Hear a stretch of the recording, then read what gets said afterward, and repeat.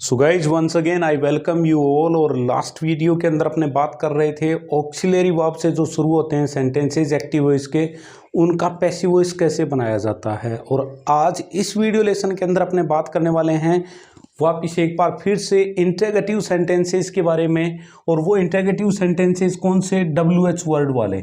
तो यहाँ पे WH वर्ड से जो 9 बेसिक WH वर्ड्स होते हैं वो मैंने यहाँ पे लिख रखे हैं। और इनके अंदर से सबसे पहले ये जो व्हेन है, वेयर है, वाई है और हाउ है, ये क्या है? ये चारों के चारों जो सेंटेंस के अंदर एडवर्बियल वाली जो पोजीशन होती है उसको शो करते हैं। तो पैसिव वॉइस के अंदर इनका कोई ज़्यादा महत्व नहीं होता है। पैसिव वॉइस के अंदर इन्हीं का रोल रहेगा सबसे ज़्यादा अपने लिए। अब जैसे इनसे रिलेटेड जो सेंटेंसेज होते हैं उनके अंदर इनका जैसे जिस प्रकार से ये आए हुए हैं वैसे के वैसे इनको रखना होता है। यानी कोई भी इनके अंदर चेंज नहीं करना है, न इनके बारे में सब्जेक्ट देखना है, न ऑब्जेक्ट देखना है। क्योंकि इनका जो आंसर होता है ना, वो न तो आपका सब्जेक्ट बन सकता है और न ही ऑब्जेक्ट बन सकता है। वो सीधी सी बात है कि वो बनेगा तो कोई न कोई एडवर्ब ही, और वो एडवर्बियल का काम करेगा। तो एडवर्बियल का हमारे पास में पैसिव वॉइस के अंदर इतना बड़ा कोई रोल नहीं होता है। तो यहाँ पे देखिएगा, जैसे पहला सेंटेंस है कि where do you play football. अब हमारे पास में यहाँ पे ये रहा इसका सब्जेक्ट और ये वर्ब है और ये इसका क्या है? ऑब्जेक्ट है। तो सबसे पहले हम क्या करेंगे? ऑब्जेक्ट को इधर लेके आएंगे और ऑब्जेक्ट को इधर लेके आए तभी ये ऑब्जेक्ट हो गया हमारा, ये इधर आया, सब्जेक्ट हो गया फुटबॉल। अब डू डज को इसके अकॉर्डिंग चेंज कर दीजिए। डू डज को हमने लास्ट वीडियो के अंदर भी चेंज कर रहे थे। डू डज को किस में करेंगे चेंज? फुटबॉल के अकॉर्डिंग करेंगे। तो फुटबॉल सिंगुलर है ना, तो डू, या अगर यहाँ पे डच हो तो वो ईच, आर या एम में चेंज हो जाता है। तो फुटबॉल के साथ में यहाँ पे क्या आ जाएगा?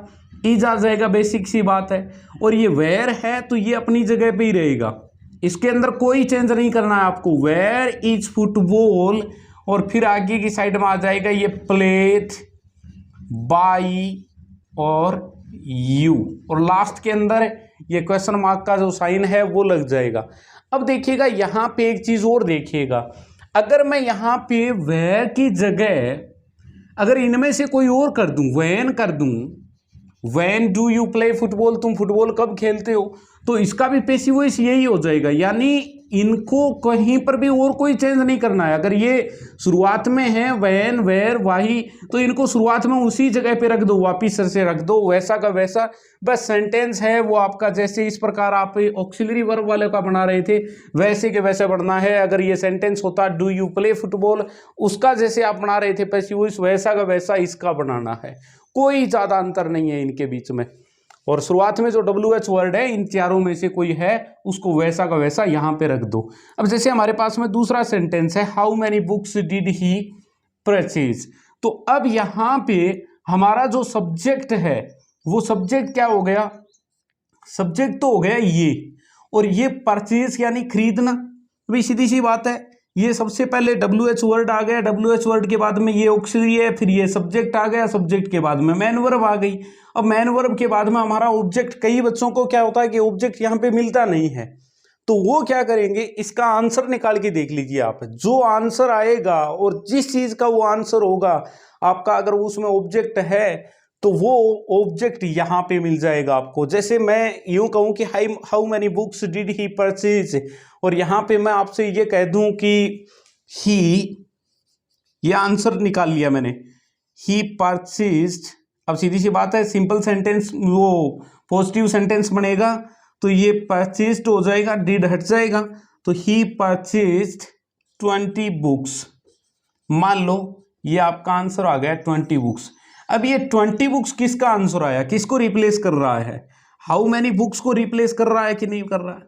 आपने कितनी बुक्स खरीदी, तो ये इसका ऑब्जेक्ट वाला पार्ट है और ये शुरुआत में रह ही जाएगा ऑब्जेक्ट ही। अब यहाँ पे एक्टिव वॉइस के अंदर भी ये आगे है। भाई ये 20 बुक्स आप कहाँ पे लेके आओगे? यहाँ पे लेके आओगे ना इसका, जब अगर पैसिव वॉइस बनाना पड़ जाए सिंपल का, तो 20 बुक्स। अब यहाँ पे वॉज, अब वॉज नहीं आएगा, बुक्स है यहाँ पे तो सॉरी वर आएगा। 20 books were purchased by him करोगे ना, तो वैसा का वैसा फॉर्मेट इसका चेंज कर दीजिए आप। अब 20 बुक्स की जगह यहां पे हमारे पास में हाउ मैनी बुक्स, तो आप कर दोगे हाउ मैनी बुक्स, और फिर वैसा का वैसा sentence were purchased by him. और ये क्वेश्चन मार्क लगाना नहीं भूलें, क्योंकि यहाँ पे आपने जो भी आपका सब ऑब्जेक्ट था इसका, उसको यहाँ पे सब्जेक्ट मान के लिखा है, फिर उसके बाद में वार लगाई है, फिर मैन वर्ब की थर्ड फॉर्म यानी पैसिव फॉर्म लगा दी यहाँ पे बाई और हिम, और लास्ट में ये इतना सा काम हमें करना है। अब भी ये बात समझ में नहीं आई है तो एक बार फिर से देख लीजिएगा, हाउ मैनी बुक्स का आंसर क्या आ रहा है, 20 बुक्स आ रहा है कि नहीं आ रहा। बस ये इतना सा ही काम करना है। ये 20 बुक्स यहाँ पे लेके आ रहे हो ना, उसकी जगह यहाँ पे ले आओ। ऊपर वाले में क्या किया था, जो WH वर्ड था वो शुरुआत के अंदर ही रख दिया। अब हाउ मैनी बुक्स है तो बुक्स को इसके साथ में ही रखना है, क्योंकि इसका आंसर भी तो यही है ना, तो इसको साथ में रख दीजिए, वर परचेस्ड बाई हिम। इतना सा काम करना है। अब हमारे लिए मेन काम की चीज है हु और हुम, और इनसे रिलेटेड क्वेश्चन है वो एग्जाम के अंदर बार बार पूछे जाते हैं। जैसे है इन दोनों का यही तरीके से पहले अपने ही सीख लेते हैं। अब देख लेते हैं यहाँ पे हम कुछ एक और सेंटेंसेस जो कि विच से लेके है, हु से लेके है, होम से लेके है और व्हाट से लेके बना रहे हैं अपने यहाँ पे। तो देखिएगा, जैसे कि मैं बता रहा था, यहाँ पे चाहे विच हो चाहे यहाँ पे विच की जगह हुज हो, दोनों एक ही बात है। दोनों का बस मीनिंग अलग अलग होगा, स्ट्रक्चर यही सेम रहने वाला है। तो इनका पैसिव वॉइस कैसे बनाएंगे, यहाँ पे देखिएगा, which car are you driving. तो जैसे अपने पिछले वाला सेंटेंस जैसे किया है अपने ने, वैसे ही इसका सब्जेक्ट ये है, वर्ब ये है, और यहाँ पे इसका जो भी आंसर आएगा वो आपके लिए ऑब्जेक्ट का काम करेगा। तो ऑब्जेक्ट का काम करेगा तो सीधी सी बात है, हम उसको शुरुआत के अंदर लेके आएंगे, और शुरुआत के अंदर लेके आओगे तो उसके साथ में बाई लगाने की जरूरत नहीं होगी। तो विच कार, अब यहां पे विच कार आ गया, अब आर बीइंग, और फिर यहां पे इसकी थर्ड फॉर्म ड्रीवन होता है वैसे ये, बाई, और लिख दिया यहां पे यू। अब मान लो विच कार की जगह यहां पे क्वेश्चन होता कि whose car are you driving, और आपका आंसर होता कि माई फ्रेंड्स, यानी मैं मेरे फ्रेंड्स की कार चला रहा हूं। तो माई फ्रेंड शुरुआत में आता ना यहाँ पे, तो वही का वो सेम सिस्टम यहाँ पे हो जाएगा, हुज कार हो जाएगा, whose car are being driven by you. और विच कार है तो which car are being driven by you. तो सीधा सा सेंटेंस है, और इस सेंटेंस के अंदर वही सिस्टम होने वाला है, चाहे वो विच का हो चाहे वो हुज से लेके एक्टिव वॉइस का सेंटेंस हो। अब यहाँ पे है हु रोट द गीता, और एक है हुम डिड ही किल। तो यहाँ पे इन दोनों सेंटेंसेस के अंदर जो हु या होम से वाले सेंटेंसेस हैं उनको थोड़ा ध्यान से देखना है, और वो ध्यान से इनके अंदर क्या देखना है कि हु जो होगा वो आपको चेंज करना है बाई हुम में। हु को बाई हुम में चेंज करेंगे। इसके पीछे रीजन भी है, और रीजन क्या है वो चीज अपने बाद में बात करेंगे इसके बारे में।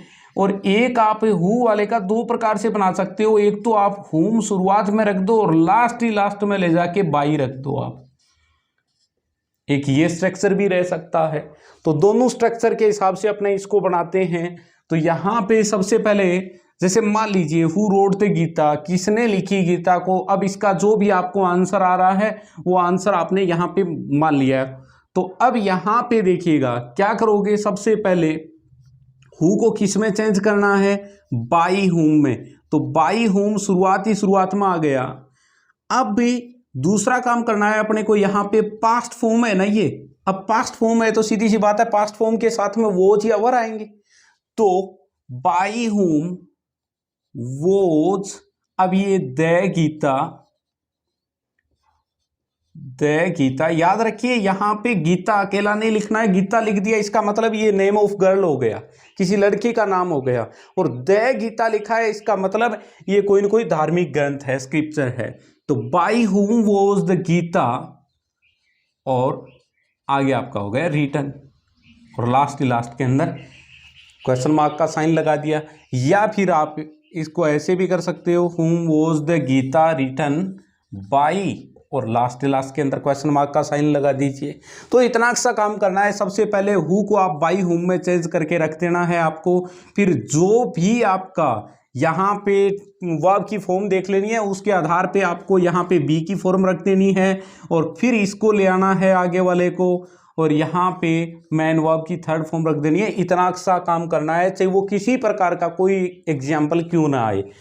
होम डिड के अंदर, होम के अंदर अपने क्या करेंगे, होम को अपने चेंज कर देंगे हु के अंदर। इसको याद रखिएगा, बाई हु के अंदर नहीं करेंगे। बाई हु तो हो ही नहीं सकता, क्योंकि प्रेपोजिशन के बाद में हमेशा ऑब्जेक्टिव केस आता है, और हु तो सब्जेक्टिव केस होता है, यानी सब्जेक्ट की जगह आ सकता है, और ये हमेशा आ सकता है ऑब्जेक्ट की जगह पे। तो सीधी सी बात है, ये बाई हु में चेंज नहीं होगा। कई बार बच्चे क्या करते हैं, इस प्रकार की छोटी मोटी गलतियां कर देते हैं, तो वो छोटी मोटी गलती नहीं होगी, वो गलती बड़ी हो जाएगी। यहाँ पे देखना, अब देखना इसको, सेंटेंस को अपने कैसे बनाएंगे। जैसे मैंने मान लिया कि ही किल, हुम डिड ही किल, और यहाँ पे अपने ने आंसर मान लिया कि ही किल्ड द रैट, उसने चूहे को मार दिया। तो यहाँ पे रैट को आप कहाँ लेके आओगे, यहाँ लेके आओगे, तो वही इसका आंसर तो रैट ही है ना। तो इसको शुरुआत में लेके आओगे तो हु शुरुआत में आ जाएगा। हुम किस में चेंज हो जाएगा, हु के अंदर चेंज हो जाएगा, शुरुआत में आ गया। अब इसके बाद में क्या करना है, डिड देख रखा है यहाँ पे, और अब हु वॉज किल्ड बाई, और ही को आप आगे रखोगे बाई हिम। अब इसमें और इसमें डिफरेंस देख लेना। यहाँ पे ये आया था क्योंकि बाई आपने शुरुआत में ही लगा दिया, तो ये ऑब्जेक्टिव केस यहाँ पे आ गया, और ये आपको सब्जेक्टिव केस यहाँ पे रखना था। ये हालांकि होना यूं चाहिए था, लेकिन स्ट्रक्चर अब ये यूं है। ये बाई होम आप अगर सिंपल सेंटेंस की तरह समझना चाह रहे हो तो बाई होम इधर होता, लेकिन ये अब स्ट्रक्चर ऐसा है, और इसका स्ट्रक्चर एकदम सेम वैसा ही है जैसा आप सिंपल सेंटेंसेस का पैसिव वॉइस बनाते आ रहे थे, वैसा का वैसा है। तो इसमें ज़्यादा प्रॉब्लम नहीं होने वाली है। प्रॉब्लम अगर बाई चांस होगी तो इस प्रकार के सेंटेंसेस के अंदर हो सकती है। ये सेम वैसा का वैसे पैटर्न के अंदर बनाया गया है। अब देखिएगा, व्हाट किल्ड द रैट, चूहे को किसने मारा, ये व्हाट से रिलेटेड है। तो यहां पे मान लीजिए आपका आंसर है ना, व्हाट की जगह आ रहा है द कैट आ गया, तो कैट को आप कहां पे लिखोगे, सीधी सी बात है, इधर तो रैट ही आएगा, तो रैट आएगा। तो अब ये सब्जेक्ट की जगह ले ली ना इसने, और ये क्या है, वर्ब है, ये ऑब्जेक्ट है, तो शुरुआत में इसको लेके आओगे। तो शुरुआत में उसको लेके आओ। उससे पहले जैसे बाई होम रखा था आपने ने, वैसे यहां पे रख देते हैं बाई वॉट, और किल्ड है तो किल्ड की जगह यहां पे अपने रख देंगे watch. By what was the rat killed, और ये सेंटेंस आपका। और फिर लास्ट में क्वेश्चन मार्क लगाना न भूलें। इस प्रकार के सेंटेंसेस के अंदर सेम वही पैटर्न है जो यहां पे रहा था हु वाले के अंदर बाई हुम में। अब आप सोच रहे हो कि फिर वोट वाले के अंदर बाई वोट करना है क्या, नहीं, जरूरी नहीं। जैसे मैंने यहां पे एक सेंटेंस और लिख लिया कि what did he purchase, what did he purchase, ये कर लिख लिया मैंने सेंटेंस।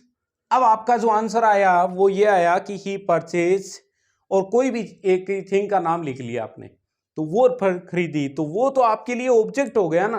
अब आप सब्जेक्ट बना रहे हो, तब बाई वोट नहीं आएगा, फिर ये आ जाएगा कि what was purchase by him, और लास्ट के अंदर क्वेश्चन मार्क है। यानी मेन चीज क्या ध्यान में रखनी है, मेन समरी, अगर आपको इतने सेंटेंसेस के अंदर अपने ने 9 जो बेसिक WH वर्ड्स होते हैं उनसे रिलेटेड प्रत्येक का लगभग सेंटेंस है वो सोल्व कर लिया, एक्टिव से पैसिव के अंदर अपने ने बना के देख लिया। यहाँ पे आपकी एक चीज समझ में आई क्या, इनका जो आंसर होता है ना, उसका जैसे आप पैसिव वॉइस बनाओगे, भाई कोई भी क्वेश्चन आया आपके सामने उसका आंसर और लिख लीजिए, और फिर उसका जो आंसर लिखा है आपने उसका पैसिव वॉइस बना लीजिए। फिर उसके आंसर के अंदर जो जो चीज जहां जहां रख रहे हो वही चीज यहां पे रख दीजिए। इतना सा काम करना होता है इंटेग्रेटिव जो WH वर्ड वाले होते हैं उनके अंदर। और यहाँ पे जो मोस्ट इंपॉर्टेंट रहते हैं एग्जाम की दृष्टि से वो लगभग इन्हीं के ऊपर क्वेश्चन बनता है, हु और हुम को लेके। तो इनके बारे में थोड़ा सा ध्यान से देख लेना, एक विच या हुज को लेके। बाकी वाई, व्हेन, वेयर, हाउ ये एडवर्बियल को शो करते ही हैं सेंटेंस के अंदर, तो इनका ज़्यादा कोई पैसिव के अंदर रोल होता नहीं है। So guys, thank you very much for watching this video.